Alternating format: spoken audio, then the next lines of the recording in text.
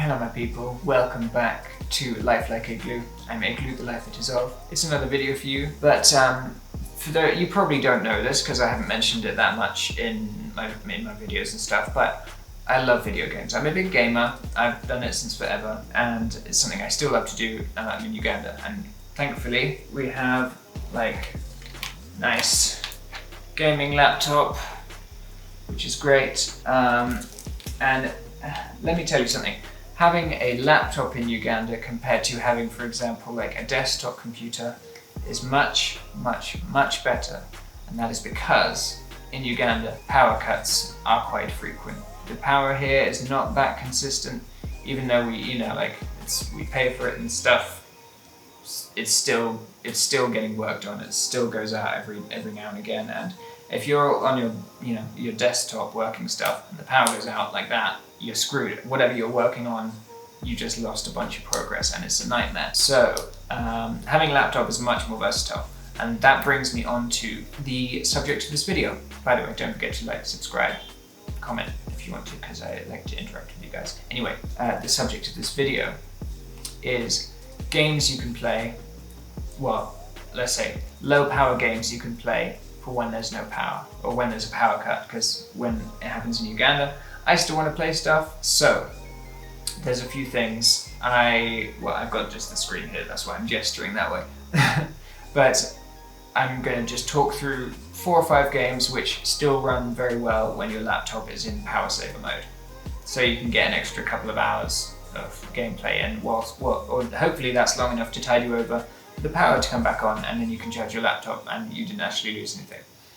Let me start listing off the games that I like to play when there's no power. So number 1, this is actually one of my favorite games of all time, and which is great because it's so sort of simplistic in its mechanics. It doesn't require a bunch of heavy computing. It's not like next gen graphics and stuff. It's a game called FTL, Faster Than Light, and it's really fun. It's a good little space, real-time strategy, semi-text-based adventure, roguelike, which it's a whole long category, but yeah, it's very, very fun, and it doesn't require any strong, it's no heavy power use. You could play that for hours on this laptop without the power, without the battery getting drained, which is really, really good, and it also has a great soundtrack, which is very, very nice. So that's number 1. Number 2. What's number 2? What is number 2? Focus on me. Number 2.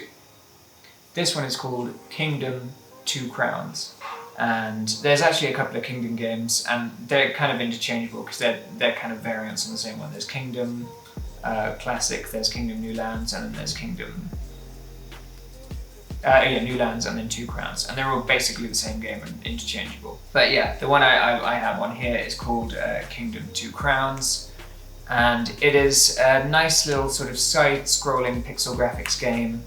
No heavy intensive graphic stuff like I was saying, but really beautiful and relaxing and fun, and still quite challenging as well. It's another sort of real-time strategy where you've got to keep yourself safe, through waves of attacks, and there's a lot to learn about it, and it's difficult to get good at, but it's very, very fun. And that's another one you can play for hours and hours without draining your battery. What else? Oh yeah. Okay, this is a classic. This is way older than the other games I was just talking about. This one is Windows Pinball. And I'm sure if you're about my age, you would probably recognize this. You've probably played this on a computer, but Pinball, I think it's called Pinball Space Cadet, and it's the one I just wanted to imitate all the sound effects now, just sound ridiculous, but yeah, it's the one you get on Windows, even the old computers, and it's just a very fun little game of pinball. And you can get a version that runs on Windows 11, which I have. And that is basically just a really simple little program, so that's not going to be remotely intensive. You can literally keep it on power saver, brightness low, everything, and that one you can just do the whole day. And that's a really nice nostalgia trip as well. I love pinball. Just another honourable mention there, it's not going to count this, but alongside pinball, Minesweeper as well. I like Minesweeper. Now, my whole childhood I didn't know how to play it, but now that I understand the tiles thing as an adult, I'm quite good at it and I enjoy it. So yeah, Minesweeper and Pinball are some really good like retro ones, if you know what I mean. Ooh, what else? What else? What else? What else see? Ooh, yeah. I'm literally just looking at my desktop because they've just got games all over it. But another one, especially if you want a really good, like nice, beautiful story element, nice soundtrack, Undertale. That's the game. Undertale. It's very, very good. People lost their minds over it a few years ago, and it's such a simplistic style, and yet it has an incredible amount of personality and artistry, and it's just like, honestly, it deserves like one of those video game BAFTAs or whatever. It's so good, and I'm pretty sure it was made by like one person, which is very, very impressive.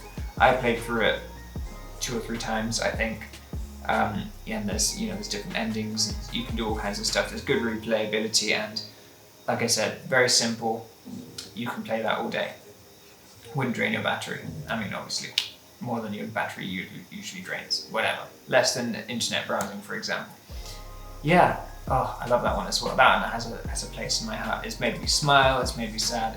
It's a very good game. Good emotions. Good writing and directing. It's very, very good. That's and now probably the last game. Let me see what is here for the last one. Okay, this is a bit of a wild card because you really would not expect it. But I happened to find this out by chance. As some of you may know, anyone who's remotely into gaming of any kind will have heard of Elden Ring. Massive new game. Well, it's not new anymore, but massive game from the developers From Software. Huge, expansive worlds. Like amazing graphics. Like very, very advanced. All kinds of stuff. That I've been playing that a few times, and there's been a power cut, and the frame rate drops.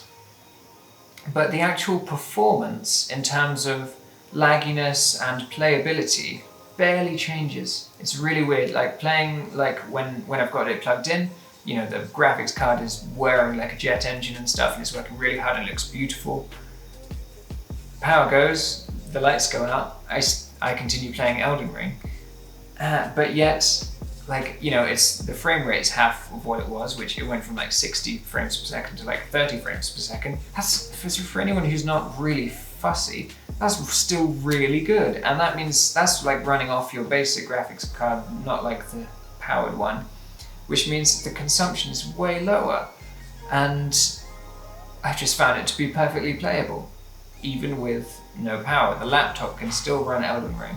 The settings are still even on high, it's just lower frame rate, and you can just do your thing and just continue playing. And I've gotten like a good few hours of playing, like maybe 2.5 hours playing it before it died. And usually that's long enough for the power to come back, which is great. But yeah, you wouldn't expect that from such a big, heavy, high performance game. But Elden Ring is a little wild card that for some reason, it might just be a quirk of my laptop specifically, I don't know how it will work on yours, but I find it runs really well. So I think that's the conclusion, guys.